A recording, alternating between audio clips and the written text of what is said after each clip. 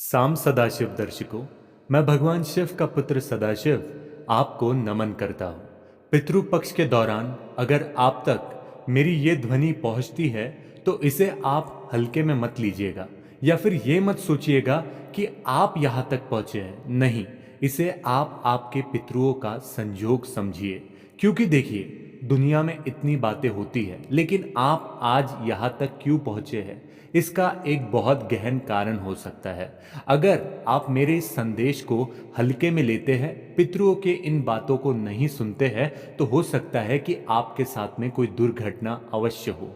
इसीलिए इस बात को बिल्कुल भी हल्के में मत लेना, और जो भी बातें आज मैं आपको आपके पितरों के बारे में बताने जा रहा हूँ, उसे ध्यान पूर्वक सुनना और अपने जीवन में उतारना, क्योंकि ये समय बहुत महत्वपूर्ण चालू है। अगर आप इस बातों को पूरा सुन लेते हैं और अपने जीवन में उतारते हैं तो आपके पितृ बहुत खुश होंगे, उनके आत्मा को शांति मिलेगी और आपके जीवन में धन की वर्षा होगी, खुशियों की बहार आपके जीवन में और आपके बच्चों के जीवन में आती हुई आपको नजर आएंगी। पितृपक्ष में गया जाने और कौवे को खिलाने की परंपरा एक महत्वपूर्ण धार्मिक अनुष्ठान है।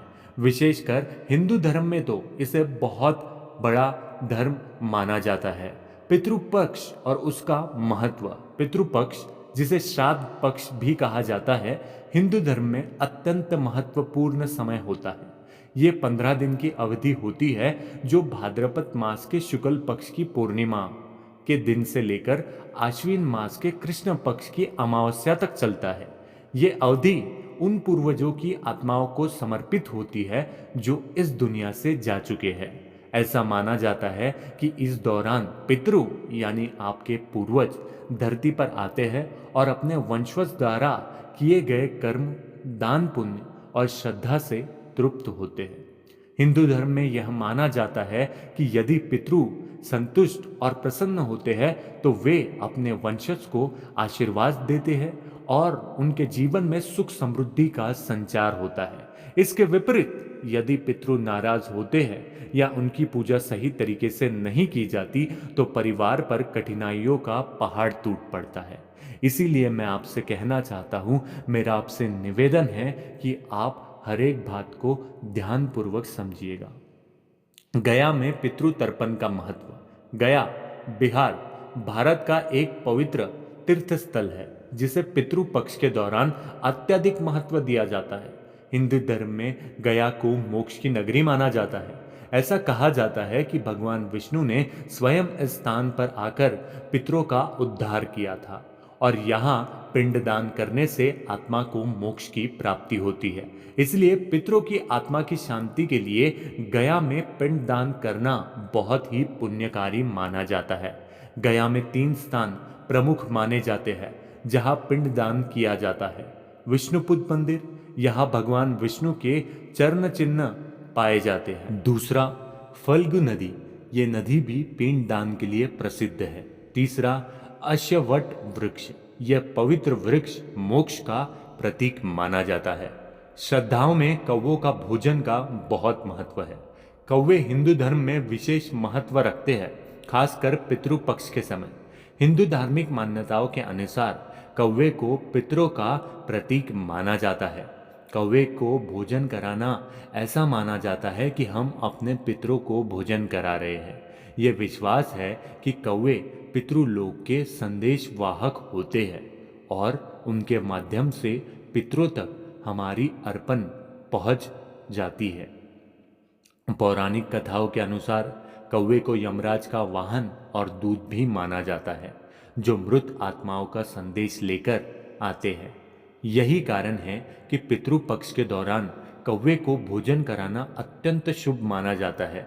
अगर कौवा भोजन ग्रहण कर लेता है तो इससे यह संकेत माना जाता है कि पितृ तृप्त हो गए हैं और उन्होंने आपका अर्पण स्वीकार लिया है।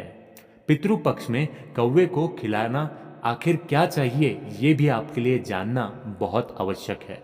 कौवों को श्राद्ध के दौरान विशेष प्रकार का भोजन खिलाया जाता है जो श्राद्ध कर्म के लिए बनाए गए भोजन का हिस्सा होता है।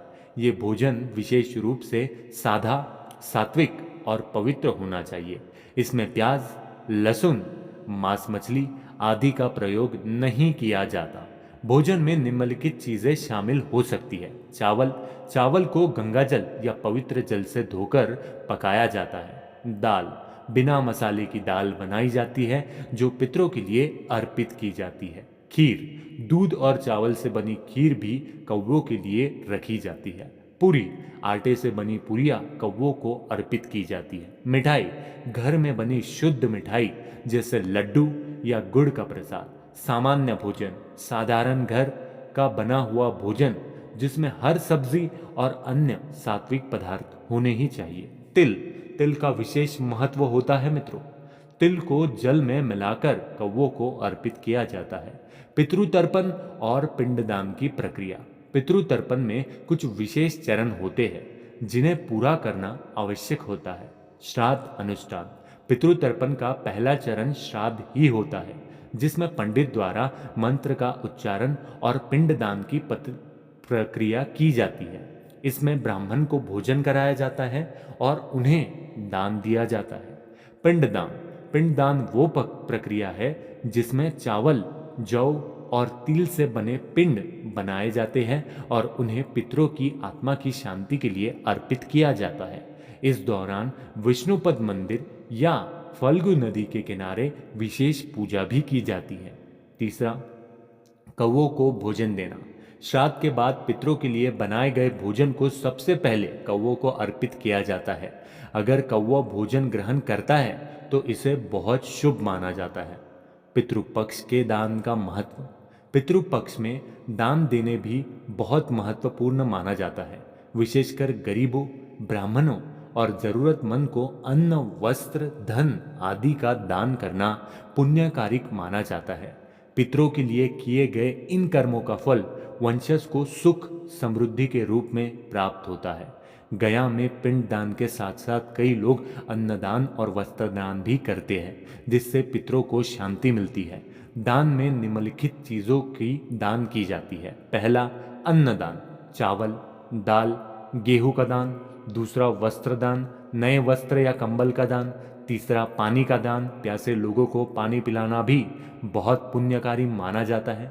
चौथा, गाय का दान, गौदान करना अत्यंत शुभ माना जाता है।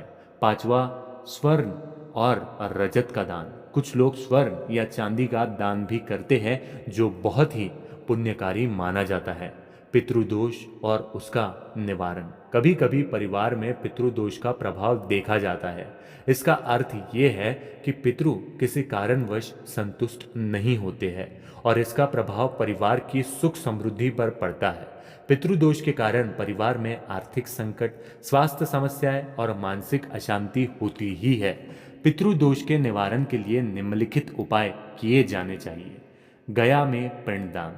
जैसे कि पहले बताया गया, गया में पिंडदान करने से पितृदोष का निवारण होता है। दूसरा, कौवों को भोजन कराना। नियमित रूप से कौवों को भोजन कराने से पितृदोष कम होते हैं। तीसरा, तर्पण और श्रद्धा कर्म।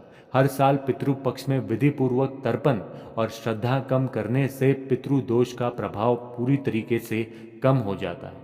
निष्कर्ष, पितृपक्ष का समय पूर्वजों को स्मरण करके उनके प्रति सम्मान प्रकट करने वाला होता है और उनकी आत्मा की शांति के लिए किए जाने वाले कर्मों का होता है। गया में पिंडदान करना और कौवों को भोजन कराना इन कर्मों का महत्वपूर्ण हिस्सा होता है।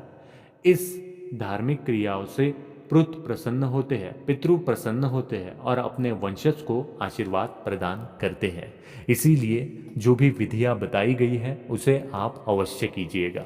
इसी के साथ साम सदाशिव, हर हर महादेव।